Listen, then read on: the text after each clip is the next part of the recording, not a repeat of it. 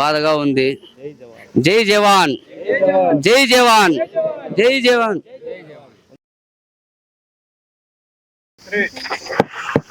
Hi hello అందరికీ నమస్తే. నేను మీ Srinu and welcome to Srinu TV. ప్రస్తుతానికి మనం వచ్చేసి అనంతపురం పక్కన ఉన్నటువంటి గోరంట్ల నుండి పక్కనే ఉన్నటువంటి కల్లితండ అనే విలేజ్ లో ఉన్నాము. అండ్ కొన్ని సంవత్సరాల క్రితం ఈ కల్లితండ అనే విలేజ్ ఎవరికి తెలియదు, కానీ కొన్ని రోజుల నుండి మాత్రం దరిదాపులో దేశం మొత్తానికి తెలిసిపోయింది అన్నమాట.